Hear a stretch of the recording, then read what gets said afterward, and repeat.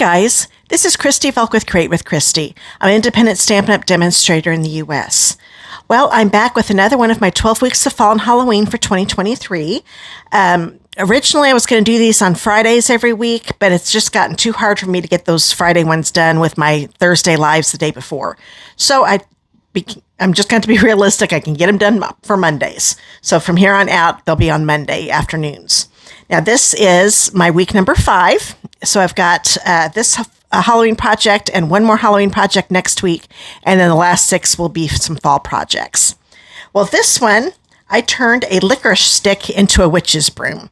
It's really quick and easy to make, and I think you're going to like it a lot.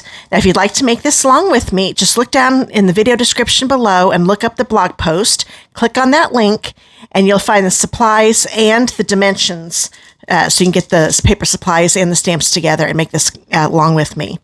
So let's go ahead and get started. Okay, first off, you need to get either a trimmer with the scoring blade out or our Simply Scored scoring tool work also. I'm going to use my trimmer. I'm going to make sure I get that dark blade out of the way because that's the cutting blade. And here's the scoring blade. I've got a piece of the Them Bones DSP, and DSP is a designer series paper, by the way, but I'll be calling it DSP from here on out. This is a 12-inch by 2.5-inch piece. And with the shorter end on top, I'm going to line this up. I'm going to use the right side right here and line it up at 1 inch. So that is lined up. The right side's lined up at 1 inch. And then I'm going to go over just a couple times. I don't have to do it too many times since this is paper, not cardstock. And now I've got a nice score line right there. And it's going to be used more as a guide. So let's go ahead and get the trimmer out of the way. Okay, now I'm going to do some cutting. Now I want the 1 inch strip to be at the top. So I'm actually only cutting this 1.5-inch section down here. So starting here, it doesn't matter which end you start on. It depends on whether you're left or right-handed. With the right hand, this is the side I'm starting on. I'm cutting from the bottom and then stopping as soon as I get to that score line, okay? And just keep doing this. This is the part that takes the longest. Once you've got this done, it is really, really quick and easy.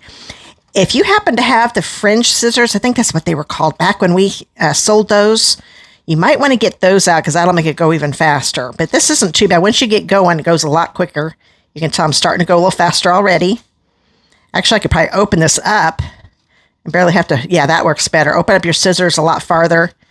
You don't have to make as many little chop marks, and it goes a lot faster that way. And if you've got longer scissors, that would make it go faster too.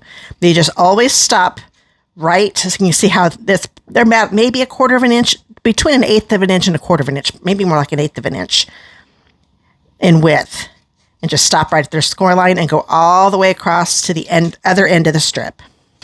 Okay, so I've got a fringe all the way across. So now I'm going to take my tearing tape, see if I can find it here, and I'm going to make it go all the way across right along actually turn this over. Don't forget to turn it over. I almost messed up. But right here where that score line is, I'm going right along the score line, right above it. So it's actually right above the cutting that I just did. And it's going to go all the way across, like so. Just about there. Then you can tear that off. We're going to push it down, make sure it's down really, really good. Oops. Be careful that you don't rip your fringes. But to be honest, with this being a 12-inch piece, if one does tear off, it's probably going to disappear. You're not going to even notice. Now, also, well, when I get done with this, you'll see how bushy this is. If you are wanting to mass produce these, you could probably even go with a half of this size, a 6-inch one. Still do the 2.5, but you could probably do the 6-inch. It just won't be as full of a broom. It'll probably look just as good. I haven't tried the 6-inch. Maybe I'll do that and show another picture of it. But right now, we'll keep it with the 12-inch. What I did, I took a licorice stick and I put it into a little 1-inch by 8-inch cellophane bag. I found these on Amazon. Stampin' Up! Doesn't have these, but you can find these on Amazon. So it's a 1-inch by 8-inch cello bag. Works perfect. It's a really good width for it. I'm going to take your pick tool just to start getting this paper off. I'm going to come down here. If you do it on an edge, sometimes you lift up the adhesive along with it. I think it's a little easier to get to just the paper if you start down here. Just a little ways. If it's not working real well, then you can get another section, but it is. So I'm just going to lift the rest of this off. Now, I'm going to leave, there is an opening with these cello bags. Mine open and close. They've got a nice little self-adhesive thing here. I want that to be on the top. So, and I'd like the licorice stick to be all the way at the bottom. It helps it stand up better, helps support it. Because these little fringes, they're not going to be able to hold it up very well. So I just did the licorice stick all the way to the bottom.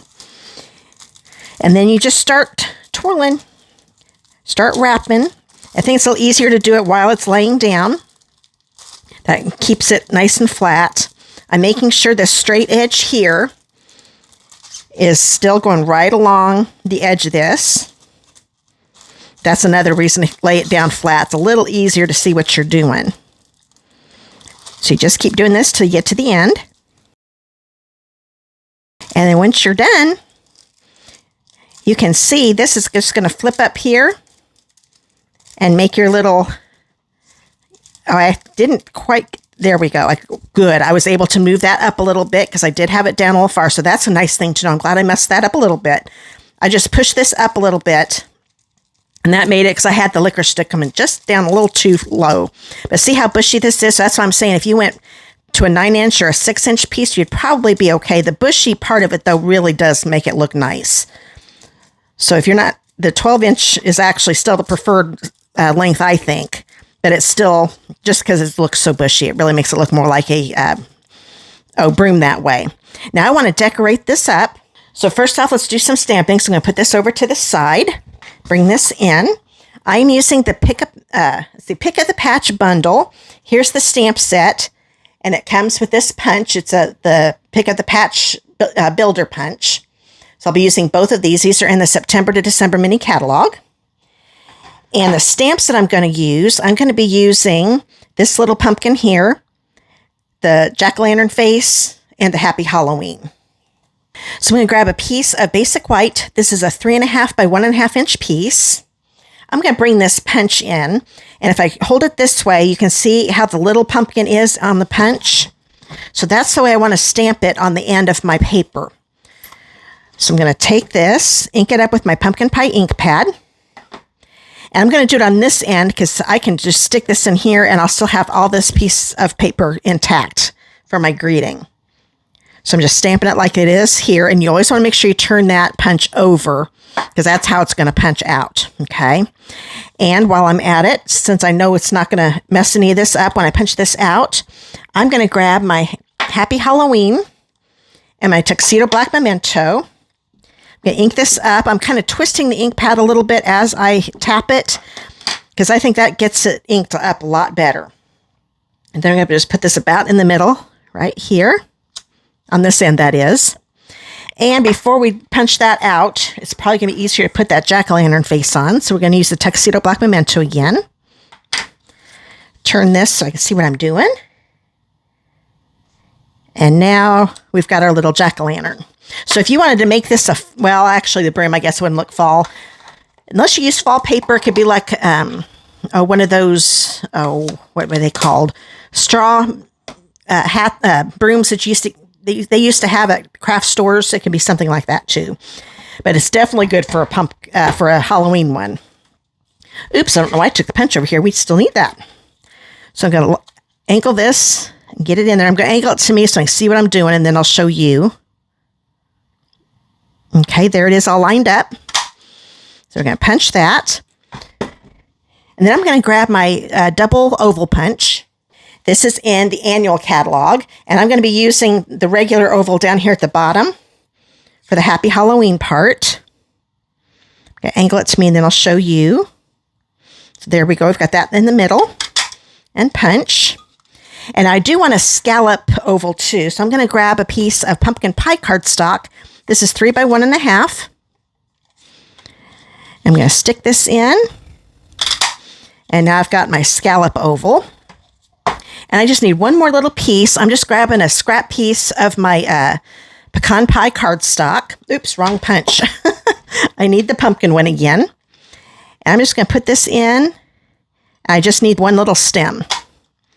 So there we go. So that is everything we need to punch. And get this out of the way. I still think I want my paper here, though. I'm going to attach the oval, Halloween oval, to the center of the scallop. Let's grab my Stampin' Seal. If I can get it going here. There we go. Oops. Bent my oval, but I think it's good. Oh yeah, it's so good. Now I'm going to put this right in the center of my scallop oval. Like so. And now I want to take my Take Your Pick tool. And I'm going to grab a Stampin' Pierce mat. You see me stamp on one a lot. I've got another one that I use for paper piercing. So I'm going to put this in. I think it's a little, it hurts the oval because I tried to do it without this and I kind of bent it up a little bit. So this at least gets the hole started. Then you can lift it up because I want it to be as fat as possible. So now I can kind of play around with this. Actually, I might want to push it down even farther. There we go, because you can only go so far in the Stampin' Pierce mat. There we go. And now I've got it all the way to the bottom, so that hole's nice and big. I'll put that to the side. I want to grab my pumpkin. Oh, and my stem. Where did my stem go? There it is. I knew I had it there for a second. I'm going to grab, let's get this out of the way. I'm going to grab my silicone mat. I've gone back and forth between using glue dots and seal. And I actually think it might be better to do it with a seal. So I'm just going to put a little bit of seal up here, but you could put a glue dot up here if you would rather do that. It's just whatever your preference is. They both work just fine. And then I'm going to put this right here. I've got the fatter section of the stem on top. There we go. So it's right there. The adhesive is holding it. I'm going to be popping this on with a dimensional. So while I'm at it, I'm going to grab a black dimensional. And I'm going to put it right here and kind of put it at the bottom of the stem just a little bit to hold that in place. Put that to the side. Now I can grab that broom.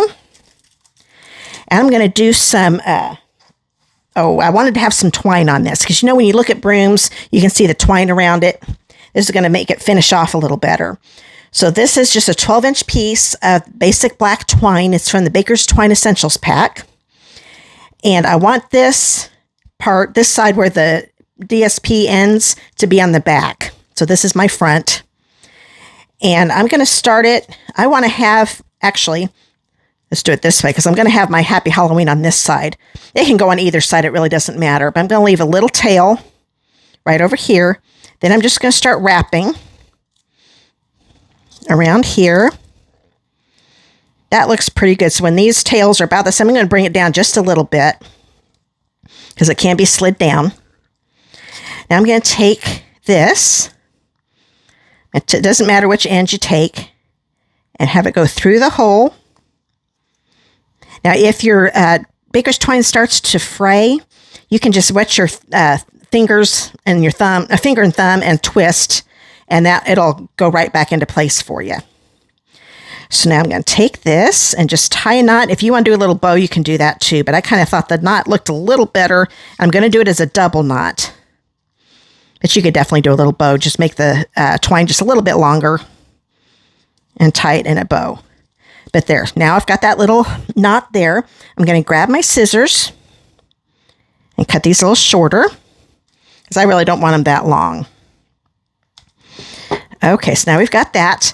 And you could definitely end that way and just have it be a Happy Halloween on there. But I kind of liked the pumpkin on there too. So I'm going to take this off. And I'm going to put it here near the top of the DSP. But I want it to, actually, you know what? I think I'm going to put another dimensional down here. Because I really did want to have a little bit on that stem. But I think I need a little bit more down here. So I'm going to take a little half. Oh, there are my scissors. I'm just going to cut off one of these half ones down here. And put it down here. There we go. If I had put this more in the middle, I wouldn't have needed that. But I really did want it to hold on to that stem just a little bit. Now I can turn this around. Now I know it's going to attach just right. Kind of angle them a little bit. And there, that is it. So the thing that takes the longest is cutting all of these, but the rest of it goes together really fast. So you could whip some of these out pretty quick. I think these would be great for a teacher to be able to make for their students and things like that. Well, thanks again for watching. And if you'd like to stamp along with me again, just look down that bottom right corner. You'll see a subscribe button. Click on it. And then when the bell icon pops up, select all. That way YouTube will notify you every time I upload a video. Now, if you live in the United States and do not have a demonstrator of your own, I would love to be yours. And here are the 2 current catalogs that are going on right now. Just click that contact me link below in the video description. and send me your mailing address, and I'll get your first set mailed out to you for free.